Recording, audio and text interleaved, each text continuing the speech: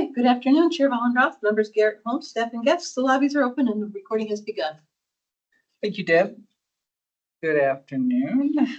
Believe it or not, it's August 13th, halfway through the month of August. This is the executive management team, and I'll go ahead and convene the meeting. And we will start. Is board member Garrett with us today? Oh, there she is. No. Is board member Garrett here today? Not on yet. Okay, well, we'll circle back to the first item, which is approval of minutes once board member Garrett joins us. We'll go ahead and move right to our first, second agenda item, which is a legislative update from Mark. Welcome back, Mark. Thank you. Good afternoon, Chair Volendroff and members Garrett and Holmes. This will be a rather shorter update this month, as our legislative agenda won't feature any agency request bills next section. We had some good ideas brought forward by the divisions, and we worked on some of those, especially Justin. Worked on some of those with our AAGs, and we have some early drafts. We're going to hang on to those, but the context here, I think, is really important. As we've been talking about for a while, the budget situation is very, very difficult for the state, which is obviously compounded by a lot of uncertainty around federal funding. We've dealt with that as an agency. So we keep hearing they're open to ideas, but I think they're really open to ideas that don't cost any money. So, we'll have some budget items that definitely do cost money. And I think part of the calculus here is not to kind of flood the zone with other things that could also have a fiscal impact. So the conditions may look different in the long year in 2027, where if nothing else, we will certainly have more time to build our case on some of those issues, as well as do more stakeholder work ahead of time. That's always kind of a challenge in a year like this, where there's just less time between the end of session and the due dates for those big items in the governor's office compared to next year. But, as a short year, all the bills from 2025 that didn't pass come back. So we know there's going to be a lot of effort around some of those big issues that we've talked about during the 2025 session. Social consumption events for cannabis is a big one. Didn't move. It was dropped very late. It might benefit from having, kind of a full session behind it. That's one where there's going to be a lot of scrutiny, I think, on the expenditures it takes to stand those up and the potential revenue from those events as well. We saw that a little bit last year towards the end of session. The flavor ban for tobacco and vape will be back. And I think interest is kind of building, as we've talked a little bit, in finding ways to reduce underage vaping in particular. Given all the discussions, I guess, around the cannabis testing labs, just a reminder that there is a bill on that topic back next year. It might get reworked based on everything that's kind of gone on this interim, so we'll have to see what that looks like. But there's a vehicle right there that we know about. We had a study bill on alcohol taxation. I think there's growing interest in reforming or changing cannabis taxation as well. So we could kind of get a mixture of those holdovers from 2025 with some new ideas for 2026. And of course, there's always the proposals for home cultivation of cannabis, proposals around psychedelic therapy that we've seen for the past several years. And then last, but definitely not least, we have the bill aiming to reduce wait times for liquor licenses, reduce the time it takes to issue those. So we will certainly be busy next year, even if it's not going to be shepherding our bills. On implementation, very briefly, you'll hear a lot more from Justin and some of the other folks in the meeting.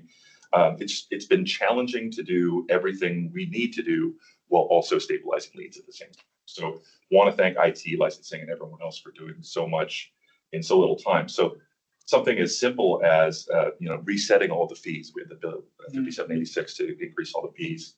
Should be simple, but it's really difficult when you're making changes to a system that you were also trying to stabilize at the same time. So I think that's had an impact on when we're scheduling things, but largely still on track. So I'm happy to answer any questions. Great, thank you. Any questions? All right, thank you. Just one quick comment or just clarification, and maybe the director will talk about this when we get an update. But the fact that we're not going to put any agency request legislation is different from decision packages. Correct. So just verify if we're going to go forward with the decision package. That was, again, part of it, wanting to make sure that the focus is on those funding asks. Okay. Yeah. Great. I see Board Member Garrett has joined us, so I'm going to take a moment to circle back to the first agenda item, which is the approval of minutes for various meetings that we've had. So, Member Garrett, I'm looking for a motion to approve meeting minutes as listed on the agenda. Thank you. Sorry about that. I didn't have any access to the unmute and everything until just now, so I No move worries, no worries. to approve. All right, so moved.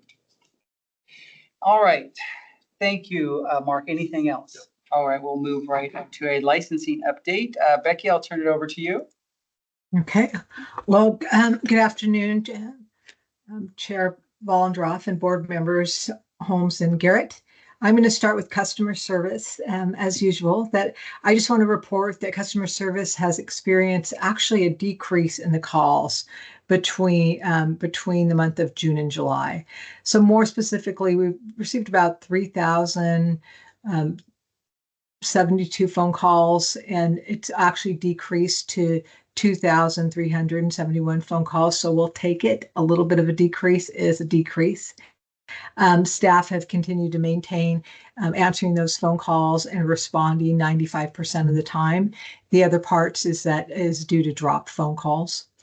That customer service has received help from our Accenture partners in answering calls around our portal. That they definitely felt the benefit of that help. We've had 2 people that we trained and to assist us in helping with those portal calls.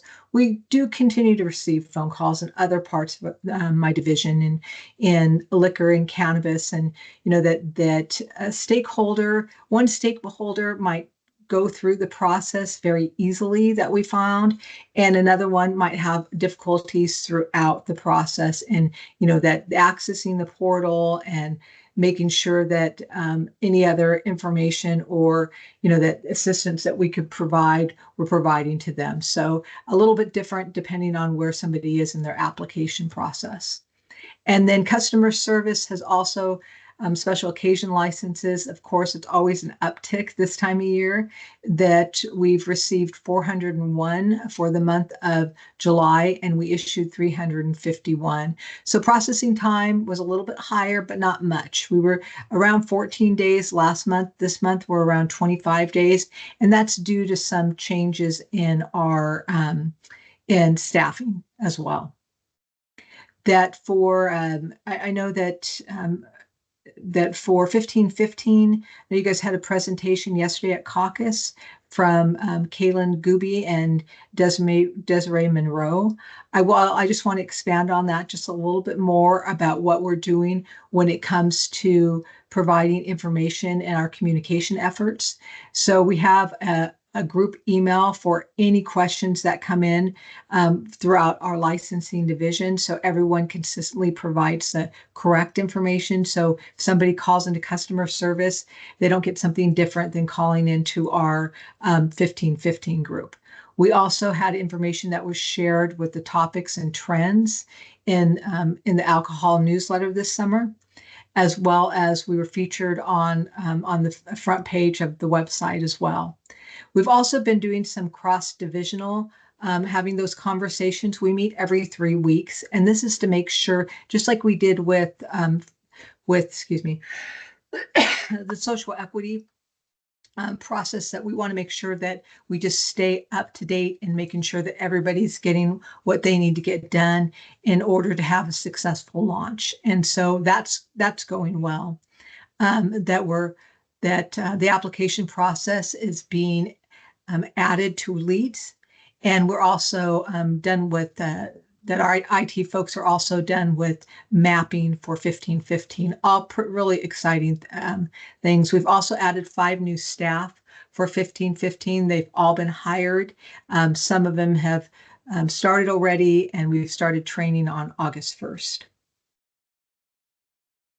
An update for social equity. So the initial review of submissions was completed, will be completed next week, where registrants will then be notified of their preliminary score. And I say preliminary because that the third-party vendor will give them an additional 21 days in order to submit any additional supporting documents that in order to get their score to go higher, for instance, or if something was missing. The third-party reviewer reported that they are actively assisting with questions and submissions, and even giving them places that they might go to obtain some documents that they've had difficult time obtaining. And so with that, we have issued, for our last, for social equity, for the last phase, that we have issued 11 social equity licenses, that 2 more most recently were issued on July 15th, and then another was issued on July 31st. We have another 2 of our applicants that have found locations. And so again, exciting that we're starting to see folks getting licensed and finding places in which to operate. And then in the last 30 days, the cannabis team has approved 47 license applications. We currently have 180 that we're processing, and the processing has some to do with making some changes in their location and some assumptions, and then change of entity structure.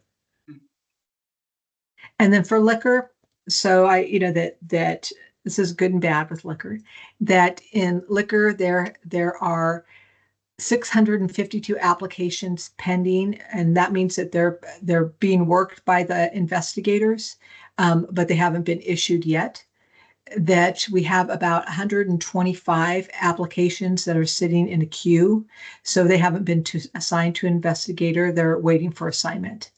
From April 1st to June 30th, that we've approved 466 applications with an average processing time of 144 days. And I know that's a significant increase. And I will say a couple of things about it. That the first is that with a change in any new system change, we expect that times will slow up. I mean, that's something that we expected would happen. We didn't expect it would slow this much. And I will say that Tony and Will and IT with George and the Accenture team and my staff have been working diligently to figure out what the issues are. That we have, thank you, Tony and Will, have added staff to our liquor team, that I've shifted some of our positions to add more folks into the liquor team as well, that we want to figure out what's happening and why the process is taking so much longer. I did meet with our staff yesterday, and they gave us some, education, more tools for our customers certainly needs to happen, along with all these fixes and bugs that need to be addressed as well. So a little bit of everything. With the new folks that we've hired, the 3 new people, some of the ways that we're trying to assist in that queue where people are sitting is that we're having them reach out to those folks. We're asking them to make sure that they've applied for the right license, because sometimes that holds us up, that getting the local authority notices out. So anything that we can do ahead of time prior to assigning them to an investigator will benefit our applicant, our customer. It'll benefit the investigator, and certainly it'll help those new staff starting to get trained and that sort of hands-on experience as well. So I want to stop and see if you have questions. Any questions? This, Ollie, I just wanted to also, going back to social equity, make a comment that out of the 11 current social equity license, I think we have confirmations from 8 that will be part of the Cannabis Advisory Council meeting to come in and share with us their story of what it was like and what it's been like now that they've been open. And so some of you that received that we weren't going to be calling up on staff to report out, it's because we have 8 of them now that have agreed to come and report, and we kind of pretty much want to hear from them what their challenges were, what the success, what they're going through, and what has occurred now that they are open. Did it meet expectation and things? So we know and we hear from them what's going on out there with the social equity applicants. great. Thank you for that. And if there's Becky, any questions, that's all I have. okay, well, I don't have any questions, but I do have a couple of comments. And one is every time I get an update, we've got an update from Rules team this morning. I'm always reminded how busy staff are and how hard staff are working. I'm sure I'll hear the same thing when Larry gives his update. But just, to recognize you and your staff for all the work and, sounds like the number of calls may be down right now, but it just sounds like there's a lot going on. So I appreciate all the work. I had one question about complaints and how your staff are holding up. So the first question is, of the calls that we're getting, how many are just based on complaints versus complaints meaning not hearing back or the timeline and that kind of thing versus inquiries about an application? And then just lastly, again, about your staff and how your staff are holding up, given the volume, the transition, and all the things that we're working on right now. So, let me start with the, yeah, let me start with the complaints. Is that you covered all of it because that's what we receive. We still receive calls about where's my application, and that's why we added that other piece. Is that we do think that that my staff are very customer service. They want the folks that they're dealing with to be satisfied with the service that they're receiving. And so the fact that we have anybody sitting there in a queue is really upsetting for them. And so, that just by being able to reach out will be one way. So we do have people calling saying, what happened to my application? Like I applied a long time ago. It's been a month and no one's called me back. So that's going to help with that piece. That we have complaints that it's taking too long, but those are less. I expected more of those to hear from more people that why is it taking 3 months for you to process my application? And people, for the most part, our customers are very understanding. I mean, that they're the ones that we still get compliments that we know how hard your staff are working. We just want to thank you for, they treated me with respect and kindness, and they walked me through the process from beginning. And again, I think that that's why it's taking such a long time, because staff are spending 30 minutes to help them figure out a fee problem or to help them get into a different part of the application. As far as the, that I will say Caitlin and Nicola and I take a lot of phone calls, as does our managers, that where we can pass things off so the staff aren't having to deal with it directly, or the supervisors, we're certainly doing that. That staff are struggling. That I met with just the liquor unit yesterday, like I said, to hear where they're struggling, but they're definitely struggling. That we have, we're trying to, I think it's just the frustration of not being able to get things done quicker or quickly. That, but they're also, supportive of all the work that all of their managers are doing. And so yeah, they are definitely struggling with the new system and the process. So I appreciate you asking. Well, and I appreciate the fact that you and Nicola and Caitlin are jumping in and offering the support that you do to your staff. And I know that you actually go above and beyond to caretake your staff. So I appreciate that. I have one last question, and it has to do with the special occasion licenses. And you mentioned the increase in timeline there. And this is just a curiosity more than anything. Can you remind me, when somebody applies for a special occasions license, what is the timeline that we say we have to respond? I mean, I know we probably respond earlier than that timeline, but how much time are people told it can take?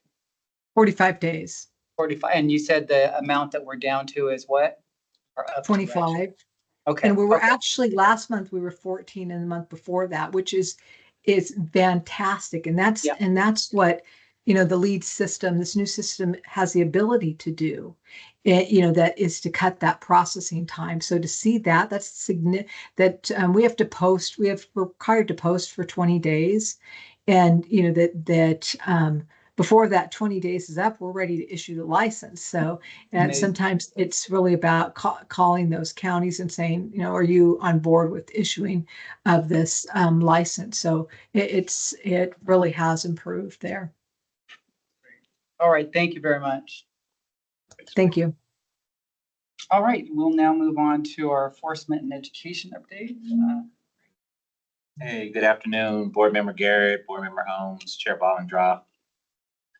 So we're continuing to work on the outreach with the labs. I know that's the most recent question that probably was going to come up. I did respond to the most recent email I received.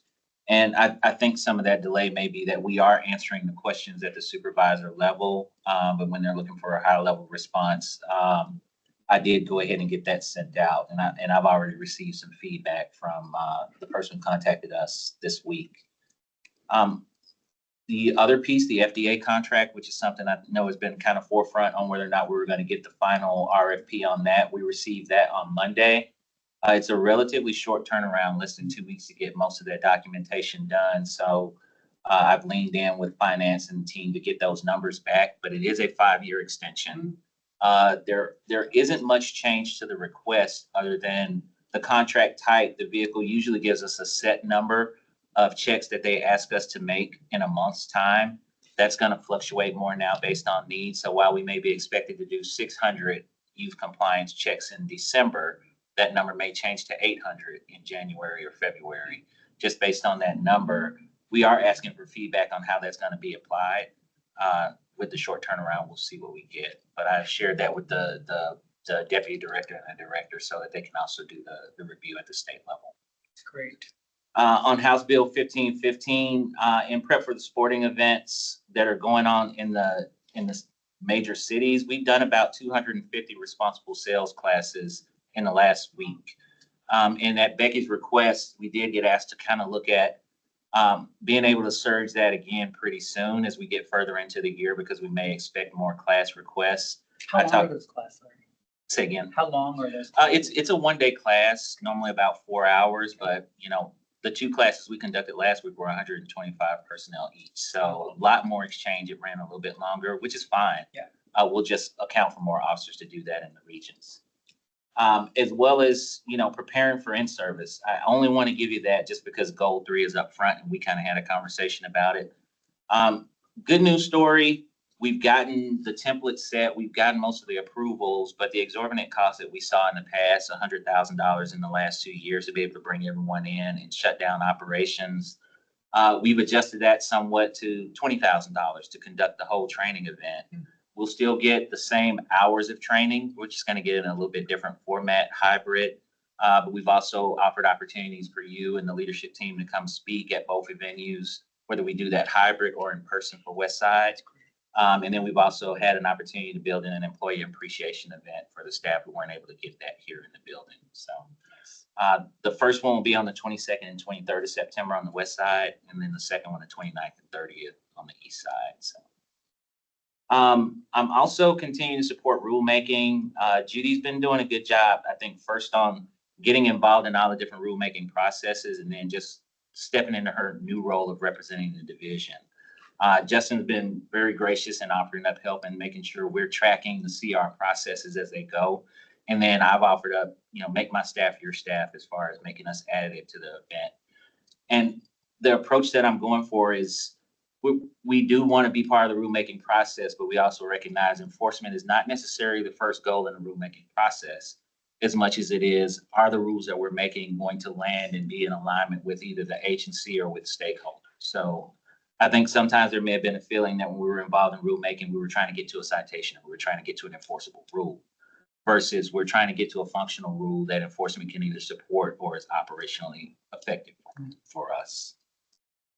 Appreciate that perspective. There's also been a lot of engagement with Ledge lately, and it's been good. I've met with Mark and the director, with Representative Saldana on one occasion, and then Representative Reeves. With Representative Saldana, it was on labs and on cannabis enforcement. I think there is a plan for us to do a little bit more outreach maybe in the fall to get them out to some of the processing sites and get them to some of the testing sites, because there had been a lot of questions. And Representative Reeves' focus was primarily on tobacco and vapor enforcement. We thought it would be mostly in her area, so we kind of prepared for that and some specific questions on some specific banned products. But it kind of ranged to statewide concerns and also youth access concerns. We were able to provide her some feedback there.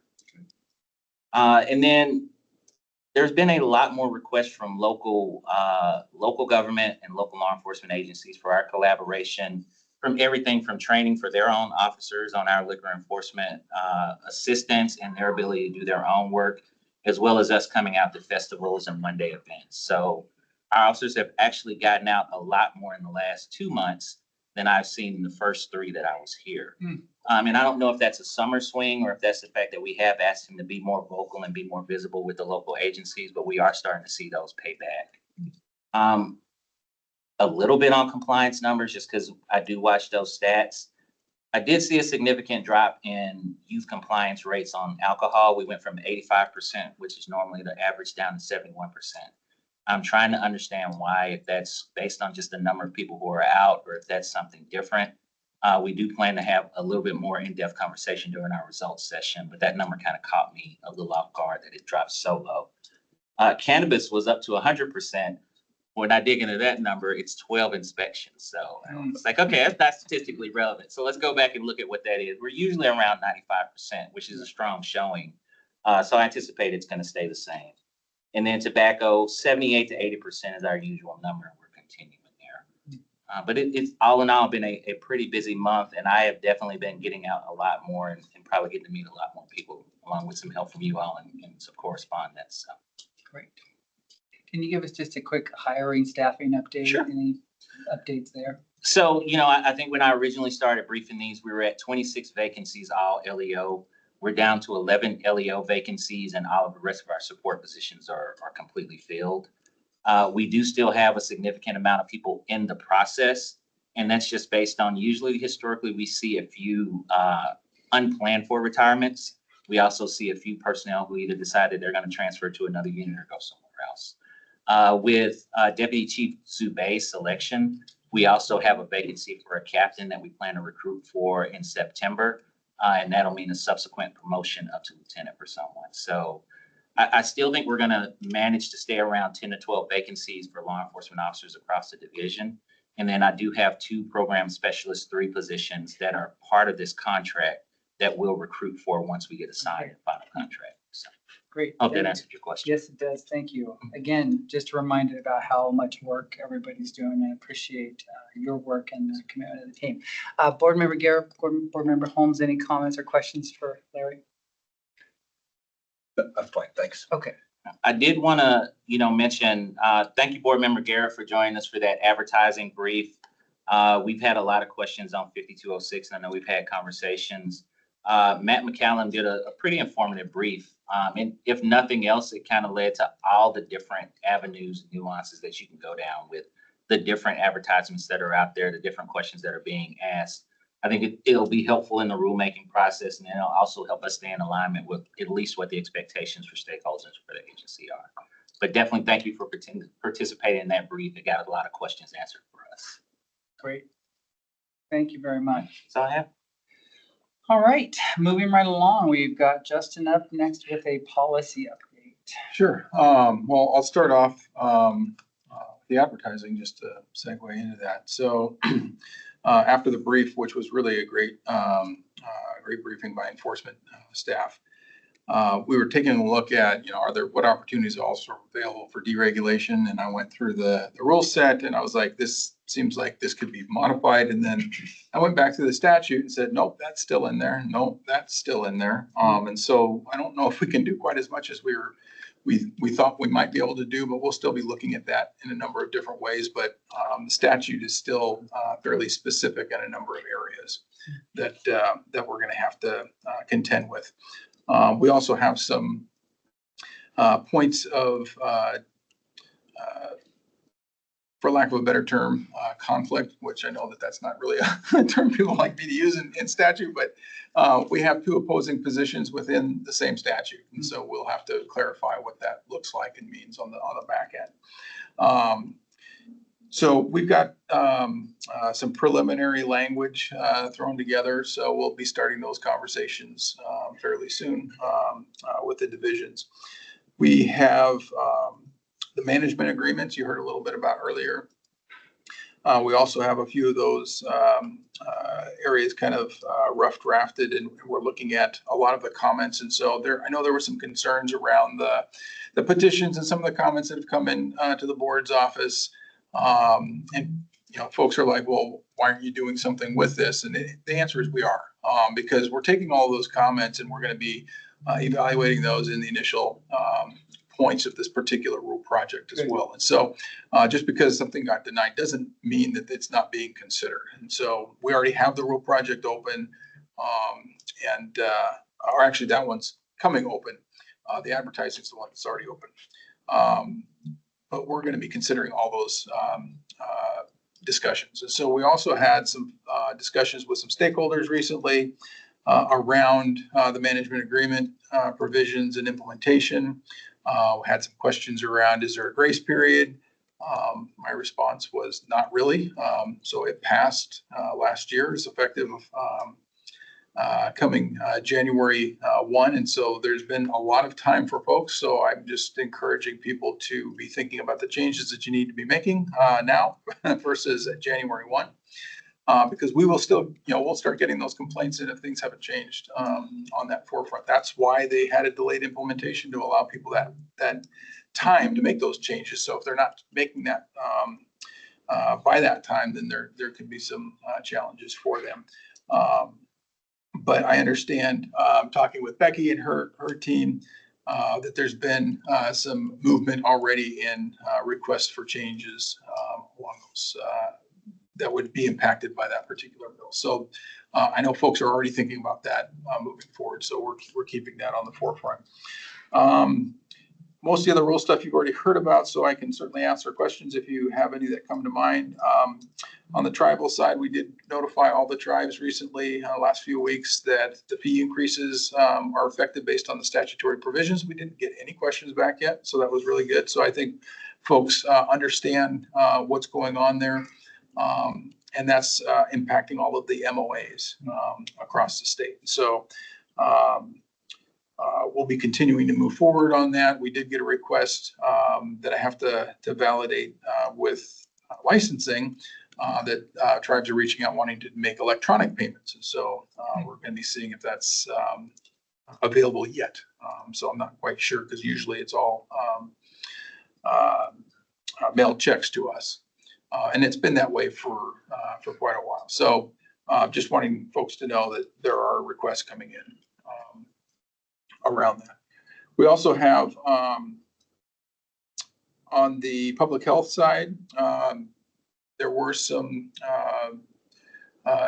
issues. The four agencies were working: OSBI, DOH, ourselves, Healthcare Authority, on the Healthy Youth Survey. So the recruiting should be starting up very shortly for the fall, and with the schools. And so that's from all accounts that I've heard recently, that everything's still on track to start that. And the reason I'm bringing that up is usually recruitment happens in the spring. So it's going to be a little bit tighter on the recruitment front for the schools being involved in the Healthy Youth Survey. We also have Kristen's participated in a number of fatal case reviews with traffic safety. And so we've developed a pretty good partnership with them. And they look at a number of different cases and factors and those types of things. And so also what's kind of being born out of that is some more work around trying to get additional data and use of data for place of last ring. There are other data sources out there that we've been really tapped into, and with the advent over the last decade of increase in blood draws versus breath tests, we're not getting as much breath test data, of course. And so we have to be looking at, is there other types of information and data points that are out there and available for the agency to be able to acquire? So we're taking a look at that. And then the Sarah's also just recently presented to CANRA on our bud tender survey and the results. And one of the things that we're trying to kind of put out there is encouraging other states, if they want to take our same set of questions and do it in their states, that would actually be really an interesting look to utilize the exact same questions in multiple states to see what the consumer take is. And so I think that there's some interest. I don't know whether they're going to commit to that yet or not, but that was one of our points of encouragement for the other states. And then we also have the report that's due to the legislature in December, so everything is on track currently with that. And the research team is doing the evaluation on social equity that was slated to be done under existing resources. And so it may not be quite as robust as the initial thoughts before it got just put into the budget proviso with no resources for it, but they're doing their best on collecting everything, and we're looking at different tools to be able to make it more efficient. So that should be done like a month before, so we have time to do a 1 to 2 week review internally. We can get over to the Gov's office for a review, which is typically the process, so they can have a review of it before it's formalized for submission. And then I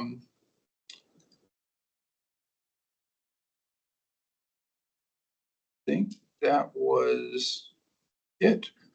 Oh, and then Mark had mentioned, or somebody also mentioned, but I think Larry, we've been working, Larry's team and us have been working on trying to put together a list, and we provided it to staffers of the Senate Labor and Commerce Committee. And so we've given them locations of interest. They want to do a tour for cannabis and vapor. They want it in a particular geographic area. So we're trying to help them with the information that's available, but they're definitely interested in tribal relation issues around, the purpose for compacts and the difference around, what that looks like for tribes versus state licensees, also with the labs and those types of things. And so we're planning on, well, I shouldn't say we're planning because they're the ones planning the tour, but we're anticipating that they're going to want to go to a tribal producer processor, a lab, a social equity licensee, to have that engagement there, and then a one-off vapor product license store. So they're shooting for, I think, the end of September if it comes together. Of course, in the interim, anything can happen based on holiday schedules and stuff for the legislative members. So we don't know whether that will or not, but they've been definitely interested. They've done the outreach. We've provided a response. That's it. All right, thank you. Any questions for Justin? Justin, can you say which states you're talking about sharing the survey, butt tender survey information with? Yeah, so we actually went to one of the research, camera research committees and just shared our findings. And so there's a number of states in there, like Massachusetts is definitely a particular state that's actively involved in research. I believe Pennsylvania has had research. And so we're looking at those folks that have that research component in place as well. Not that other folks can't do that. So if we're giving them the survey questions, that might be a lot easier for them to run that. But it would be really interesting for us if we could get cross-state comparisons on consumer perspectives. And so are they the same? Are they different? How does that look? And it could also, I don't think that the survey would drill down into this, but just having some inferences, if you will, on vertical integrated states versus something like us. Is there different types of behavior? I'd like to see the survey questions. Oh, yeah, absolutely. We can get that to you. Thanks. Yeah. Yeah, I participated in the presentation that Sarah did at Canberra. It was very good, very well received, and that's where a lot of these questions came up. So I'm glad to see our research team working with Canberra and other states around the country. That's a great idea. Yeah. All right, thank you very much. All right, moving right along, I see that Brian Smith, our communications director, is out. So with us today, we have Julie Graham, who's going to provide us a communications update. Julie, welcome. Hi there. Well, it's been busy with Brian out.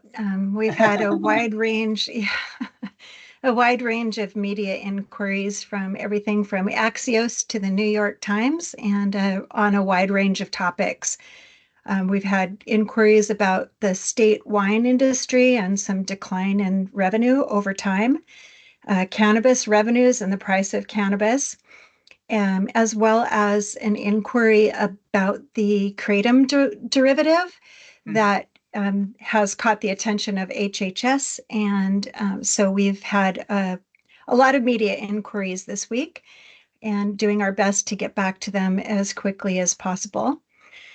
So other than that, we're just doing routine things, which is writing and editing and doing graphic work. So not much other than that. Any questions? Any questions for Julie? Just thanks for the work looking at our communications related to the restart of the advisory councils. Yes, thank you very much. Anytime there's anything in the news, Julie, somebody invariably texts me and says, oh, I saw the LCB in the news. And so I was just texted this morning about the cannabis sales, and somebody specifically called you out in that in terms of your composite comments. So thank you for representing us in the community. Thank you. All And right. actually on that one, I have written a response to the reporter because it was not a very accurate, and the person's an intern, so I was concerned about that and it materialized. So thank you. Okay.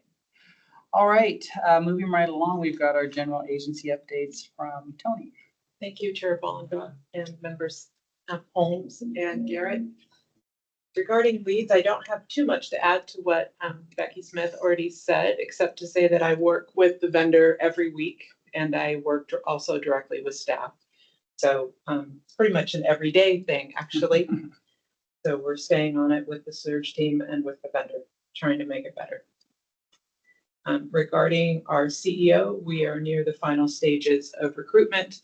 So I hope to have an announcement next week. Oh, great. On our CFO. We also posted our HR director position. So we're moving along on that and we'll have interviews in September. We are making good progress on our strategic plan.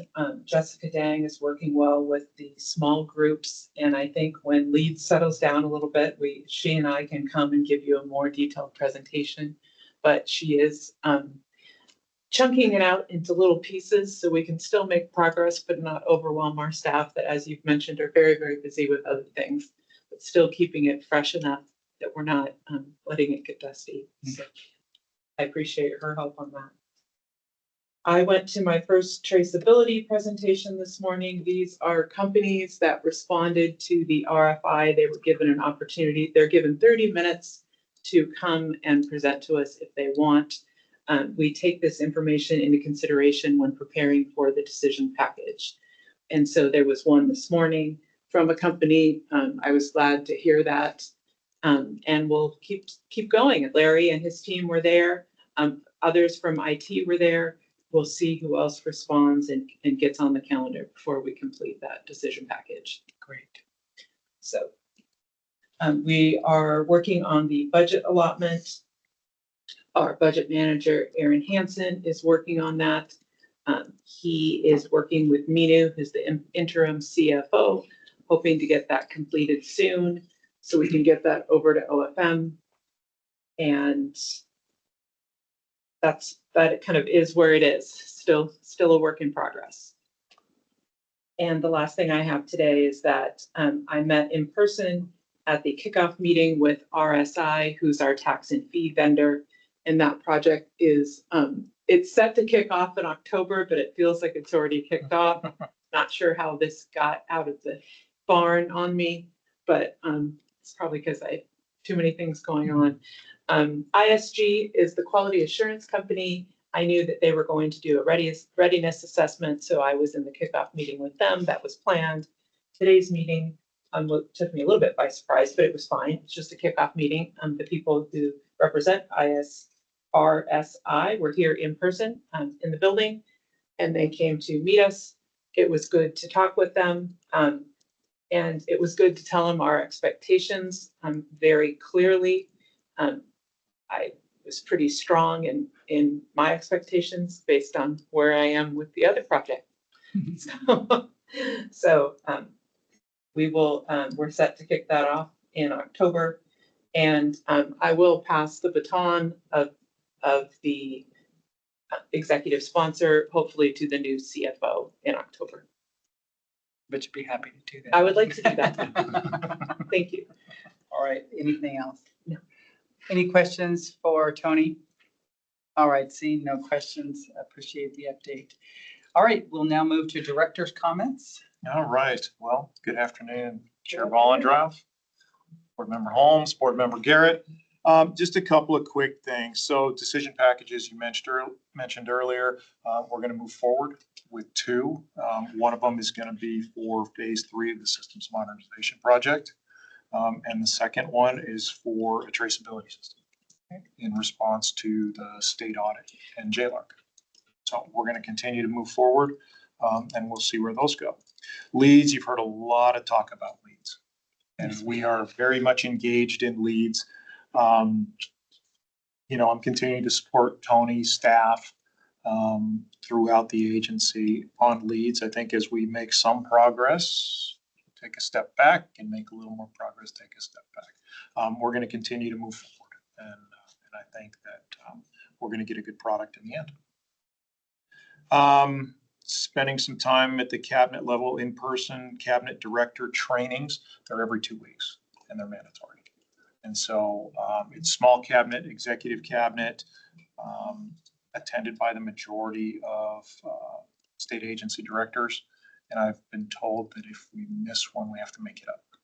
So if you're wondering where I am and I'm in training, that's where it is.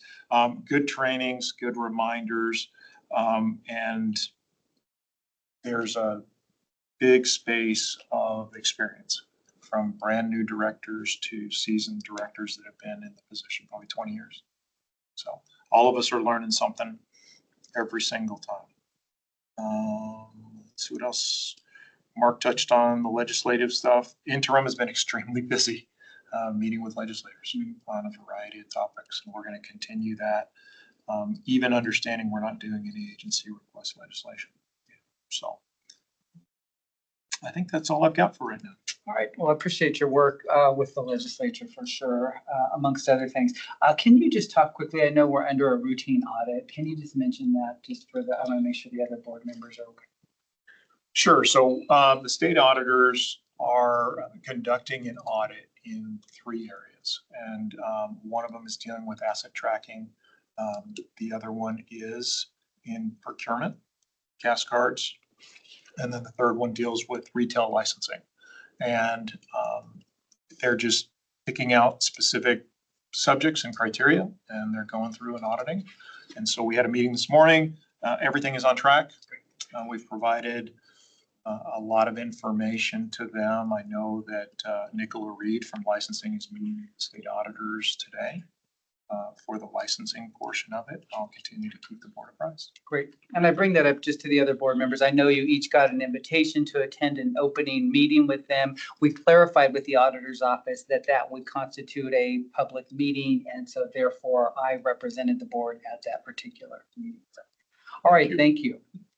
All right. Well, that brings us to our last item, which is additional updates and final board inquiries. And I have a couple of things. So first, I want to circle back to the first topic, which is the approval of minutes, and make clear that I second all these motions. So those are moved. The second is just a couple of announcements that I wanted to make. One of them relates to the function of the meetings that we have, and just being really clear of the function and the difference between a caucus meeting and the board meeting. And when the board takes action, we have to be available to take public comment. So we reserve when we take action to our board meetings. And so when there's something that needs to come before the board for a decision or for a vote, we reserve those to board meetings. So just want to be clear. We had a recent situation where something was going to be put on a caucus meeting, and we just try to be very clear and get those. So just wanted to clarify that. The second thing is related to follow-up. And we get a lot of board inquiries. We get a lot of stuff that comes in, and we've got questions and comments that come in to our board meeting agenda. We get general comments that get sent in, and some of them come to Gretchen, some of them come to individual board members. And so what we're trying to do is make sure that we track those inquiries, because most often as board members, we don't respond directly to those. We seek your guidance and your suggestions. And so Gretchen and I have put a process in place whereby when a request comes in, we track it until it's resolved. And just letting you know, we implemented that because recently there was an inquiry that came in that just inadvertently fell off the radar. And so I just want to make sure that we've got a process in place where all of these things are tracked. And with the changes to our board meetings, from oral comments to written comments, we're just trying to be very clear and have decision trees and clearly delineate where comments go when they come in and that kind of thing. So those are my 2 comments. Any questions about any of those things? All right. So any other additional updates or final comments from board members? All right. Well, seeing none, that concludes our executive management team meeting for August. See you in September. Thank you.